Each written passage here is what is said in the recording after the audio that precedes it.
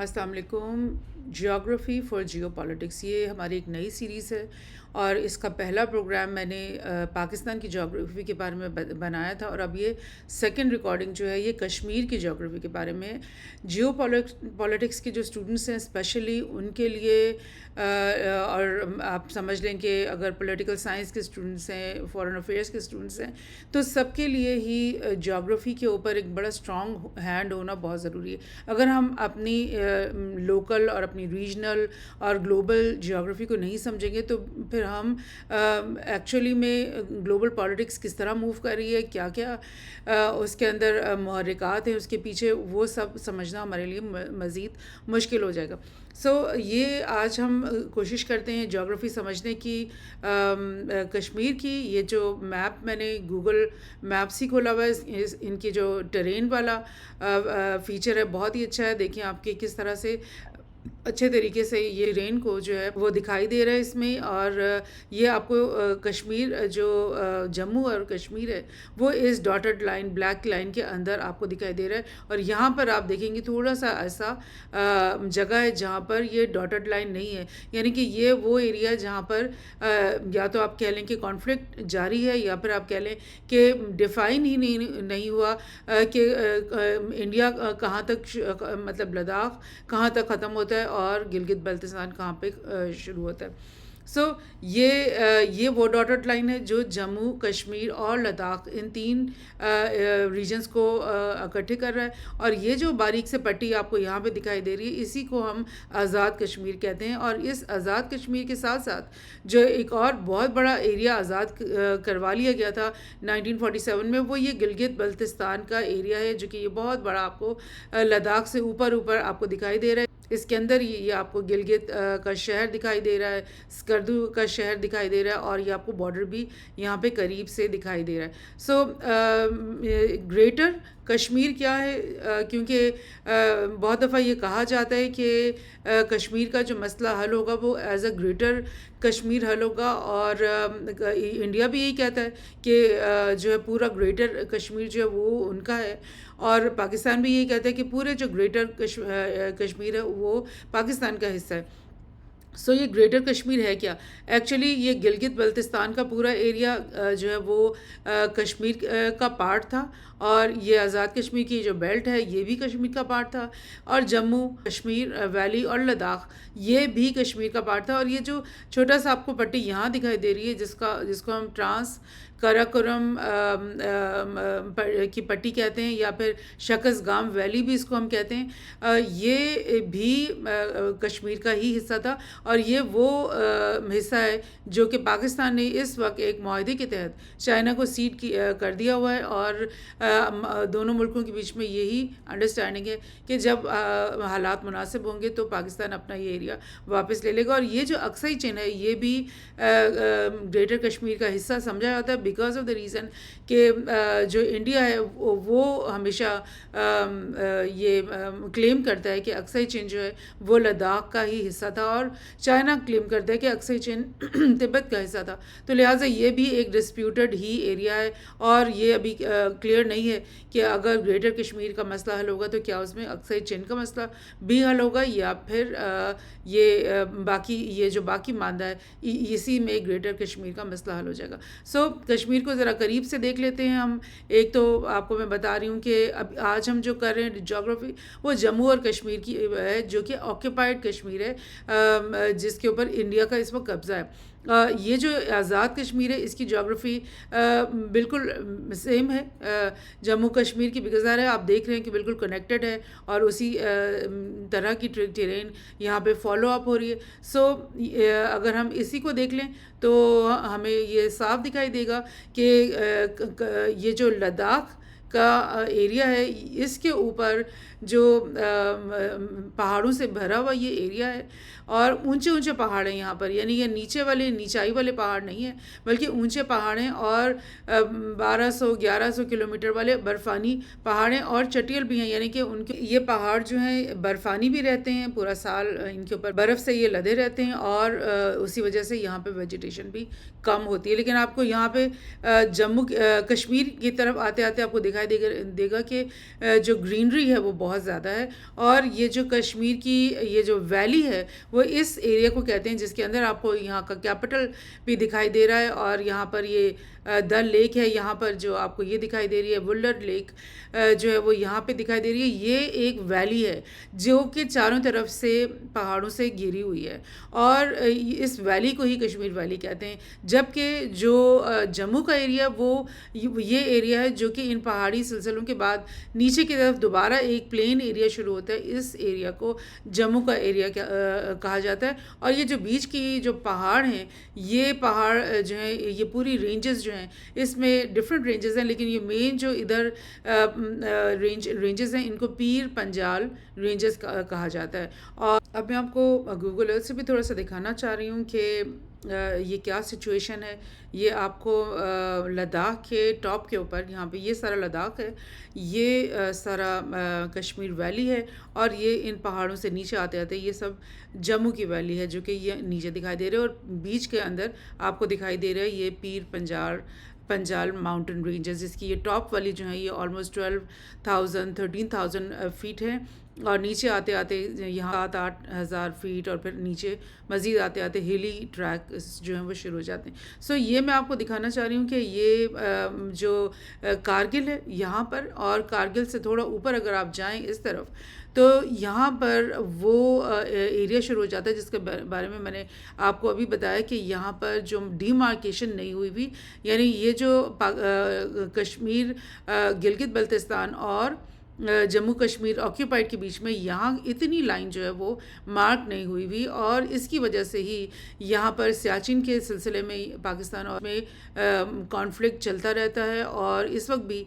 یہ جو ایریا ہے یہ اس کو میں نے آپ کو یہ جو ریڈ لائن سے یہ ٹرائنگل ڈرا کی ہوئی ہے، یہ وہ ایریا ہے جو اندرا کول ویسٹ سے سٹارٹ کر کے یہاں پر NJ 9842 پہ آتا ہے، اور یہاں سے پھر بارڈر کو ٹچ کرتا ہے. تو یہ وہ ایریا ہے جس کے اندر ہی سیاچن بھی موجود ہے، جس کو مطلب کنٹیسٹڈ سمجھا جاتا ہے، جہاں کے اندر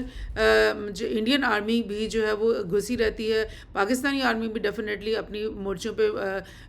رہتی ہے. تو یہ ایک بالکل انڈیفائنڈ اور یعنی ڈیسائیسو قسم کا ابھی بھی یہ ریکٹینگل ہے کہ صحیح سے کہا نہیں جا سکتا کہ اس کے اوپر انڈیا کا کنٹرول ہے اس وقت یا پھر کہ اسی کے ساتھ میں آپ کو یہ کارگل بھی دکھا رہی ہوں. یہ سیاچن سے تھوڑا اس طرف اگر ہم زوم آؤٹ کریں تو ہم کلیئرلی دیکھ سکیں گے کہ یہ جو گلگت بلتستان اور لداخ کے بارڈر کے بالکل ساتھ یہ ایک گاؤں ہے کارگل کے نام سے، بہت ہی خوبصورت گاؤں ہے. یہاں پر پاکستانی فوج جو ہے وہ گھس آئی تھی جب کارگل کا انسیڈنٹ ہوا تھا. کارگل وار کہہ لیں یا کانفلکٹ کہہ لیں، یہ اس وقت یہ پاکستانی فوج جو ہے یہاں پر اس علاقے میں گھس آئی تھی. اور تھوڑا سا اس علاقے کا جو اسپیشل بات آپ کو میں دکھا رہی ہوں کہ یہ تو بارڈر ہے، وہ ہے لائن آف کنٹرول جس کو کہتے ہیں، لیکن یہ جو یلو کلر کی لائنز ہیں یہ سڑکیں ہیں. اور آپ دیکھ رہے ہو کہ یہ سڑکیں جو ہیں اتنی مشکل ٹرین کے اندر بنانا بہت مشکل ہوتا ہے، اور اسی لیے جو ہے نا چیدہ کچھ سڑکیں ہوتی ہیں، اور اگر ایک آپ کا انمی آ کر کے آپ کی اس سڑک کو قابو کر لے اور اس کی کنیکشن جو ہے وہ کاٹ دے آپ کے فوجیوں کے گزرنے کے لیے یا آپ کے سویلینز کے گزرنے کے لیے، تو پھر آپ سمجھ لیں کہ اس ایریا کے اوپر پورا کا پورا کنٹرول اس کا ہو گیا. تو ہو سکتا ہے کہ پاکستانی جو ہماری آرمی تھے جنہوں نے یہ اس وقت یہ کانفلکٹ شروع کیا کارگل میں داخل ہو کر، تو ان کے ذہن میں شاید یہی ہوا کہ اگر ہم اس سڑک کو اس پوائنٹ پر اپنے قابو میں لے آتے ہیں تو پھر کیا ہوتا ہے کہ پھر یہ سڑک جو ہے یہ ادھر سے جو ٹاپ سے آ رہی ہے یہ وہ سڑک ہے جو سری نگر کو کنیکٹ کر رہی ہے کارگل سے، اور یہی سڑک آگے جائے گی اور یہ سڑک اس سڑک کے ساتھ مل جائے گی جو آگے لیہ تک بھی، جو کہ لداخ کا کیپٹل سمجھاتا ہے، اس کے ساتھ کنیکٹ ہوگی، اور وہاں سے آگے وہ مزید جو ہے وہ بارڈر کے اس طرف بھی کنیکٹ ہوگی. تو یہ ایک بڑا میجر پوائنٹ تھا. اگر پاکستان آرمی اس وقت یہاں پر قبضہ کر لیتی اور ان کی ٹروپس کو جہاں کٹ آف کر لیتی تو پھر یہ دیکھیں دوسرا راستہ بھی جو آ رہا ہے لداخ کے اندر سے ہی گزر کے یہ ایک اور سڑک بنی ہوئی ہے، یہ بھی ادھر آ کر ٹچ ہوتی ہے کارگل میں، یہ بھی کٹ آف ہو جاتی، اور آگے جانے کے جو روٹس ہیں وہ بھی کٹ آف ہو جاتے ہیں. سو یہ جو کارگل ہے یہ بہت ہی ایک یعنی اسٹریٹجک قسم کا پوائنٹ کے اوپر یہ تھا، جس کو ظاہر ہے اس میں ہمیں ڈیفیٹ ہوئی، ہماری فوجوں کو ریٹریٹ کرنا پڑا، اور مطلب کوئی بھی مقاصد جس کے لیے یہ فوج اندر یہاں گئی تھی وہ پورے نہیں ہوئے. لیکن اگر ہم یہ کہیں کہ یہ ٹوٹلی ایک ان پرووک انٹری تھی، پاکستان کو ایسا پنگا نہیں لینا چاہیے تھا، تو یہ بات بھی صحیح نہیں، بیکاز کیونکہ اس سے پہلے سیاچن کے اس پورے ٹرائنگل کے اندر انڈین فورسز گھسی ہوئی ہیں، اور ہم پاکستانی فورسز کو بالکل حق ہے کہ وہ اپنے سیاچن کو جو ہے نا وہ کسی نہ کسی طرح سے ریلیز کروائیں. لیکن آپ کو پتہ ہے، آپ دیکھ ہی رہے ہو کہ یہ ٹرین کیسا ہے سیاچن کا، یہ بالکل فلی جو ہے ہائٹ پر ہیں یہ ماؤنٹنز، اور یہاں پر مطلب گلیشیئر والا یہ سچویشن ہے یہاں پر، اور سارا سال ہی یہاں پہ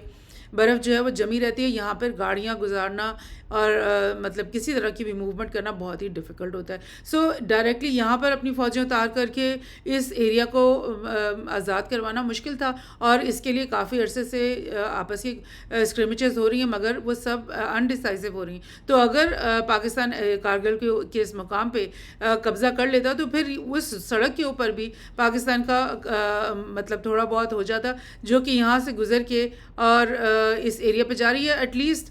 مطلب یہاں سری نگر سے جو انڈین فورسز آتی ہیں ان کا راستہ وہ روک سکتا تھا. تو بہرحال یہ ایک مطلب of course in depth military جو ڈاکٹرائن ہے اس کے سلسلے میں، اس کا تو میں آپ کو نہیں بتا سکتی. میں ایک جنرل اوور ویو آپ کو بتا رہی ہوں. اس کی بھی میں آپ کو تھوڑا سا ڈیٹیل بتانا چاہ رہی ہوں کہ 2020 میں کیا ہوا تھا. کہ 2020 میں چائنیز فورسز جو ہیں وہ انہوں نے یہ گلوان کی ویلی کے اندر انٹر ہو کر یہاں پر کچھ انڈین ٹروپس تھے ان کے ساتھ می لی جس کو کہتے ہیں، یعنی ہاتھا پائی اور اس طرح کی تھوڑی سی اسکرمچز ہوئے. اس کے بعد آہستہ آہستہ ود ان ڈیز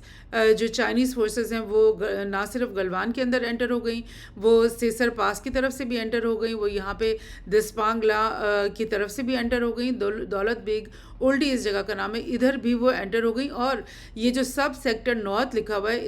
اس کا مطلب یہ ہے کہ یہاں پر، اور یہ TAC ہیڈ کوارٹر جو ہے یہاں پہ انڈین آرم فورسز کے بڑے بڑے بیسز تھے، جن کو کیا کیا چائنا نے آ کر کے کہ یہاں پہ جتنی بھی یہاں پر کچھ سڑکیں نئی بنی ہوئی ہیں جو کہ آپ کو قریب جا کے دیکھیں گے تو آپ کو دکھائی دے گا کہ یہ یہاں پر بھی سڑک موجود ہے. یہ دیکھیں یلو کلر کی آپ کو دکھائی دے رہی ہے. ان سڑکوں کو کاٹ دیا چائنیز فورسز نے. یعنی اب جو انڈین فورسز کا جو ایک راستہ تھا وہاں جانے کا، جو کہ ان کی یہ سڑک نئی بنی ہوئی تھی، اس کو چائنا نے قبضہ کر لیا. دیٹ مینس کہ جب یہاں پہ آپ راستے کو کاٹ دو گے تو پھر کیا ہوگا؟ پھر یہ ہوگا کہ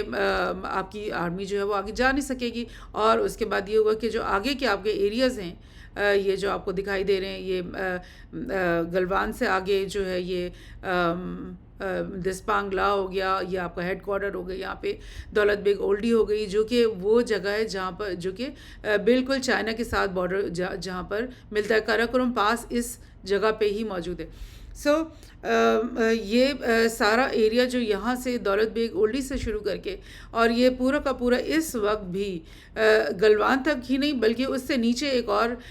جگہ میں آپ کو دکھا دیتی ہوں. اس کا نام ہے پینگونگ.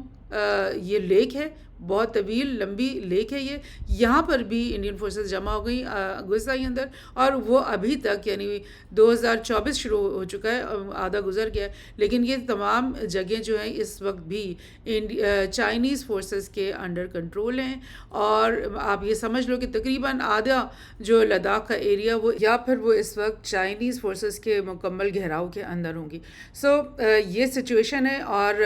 ڈیفینیٹلی وہی بات جو میں کہنا چاہ رہی ہوں کہ چائنا کا یہاں پہ موجود ہونے کا مطلب یہ ہے کہ سیاچن بھی ایک طرح سے سیکیور ہو گیا پاکستان کے لیے. بیکاز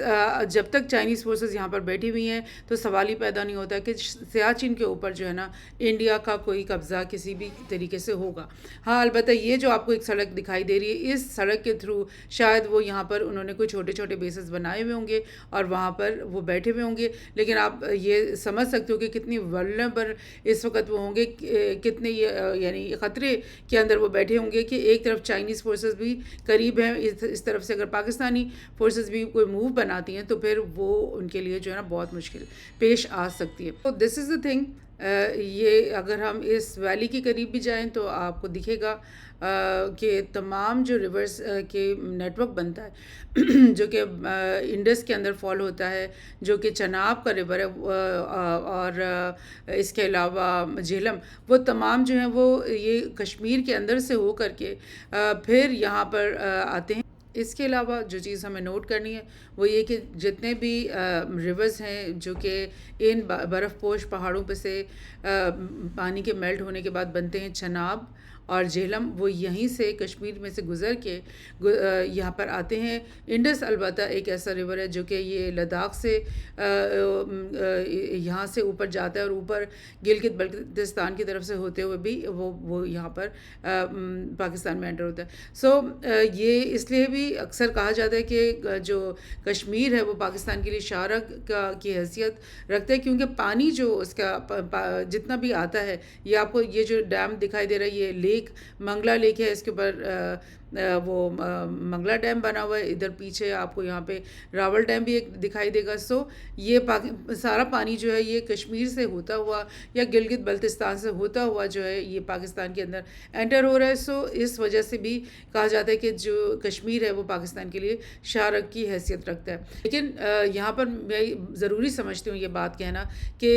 ٹھیک ہے، جیوگرافی ایک وائٹل چیز ہوتی ہے، پانی کے بغیر کسی بھی انسانی مطلب پاپولیشن کا سروائیو کرنا ناممکن ہے. سو پانی کی حفاظت کرنا تو وہ ہمارا ایک ایشو ہے، لیکن جو اصل تعلق پاکستان کا کشمیر کے ساتھ ہے وہ یہ ہے کہ کشمیر جو انسٹرومنٹ آف سیشن ڈیسائیڈ ہوا تھا between British crown and India and Pakistan, اس کے مطابق مکمل طور پہ کشمیر کو پاکستان کا حصہ بننا تھا. اور کشمیر کے اندر جو 99% مسلم پاپولیشن ہے اس کی ڈیمانڈ بھی یہ ہے اس کی. لیکن میں یہ بات بابر کروانا ضروری سمجھتی ہوں کہ پانی کا مسئلہ تو ڈیفینیٹلی بہت بڑا مسئلہ ہے، اور پانی کے بغیر کوئی بھی ہیومن جو پاپولیشن ہے وہ سروائیو نہیں کر سکتی. سو اس کو تو ڈیفینڈ کرنا ہے پاکستان نے. لیکن جو اصل رشتہ پاکستان کا کشمیر کے ساتھ ہے وہ ہمارا انسانی رشتہ ہے، کیونکہ اول تو جو انسٹرومنٹ آف سیشن تھا اس کے مطابق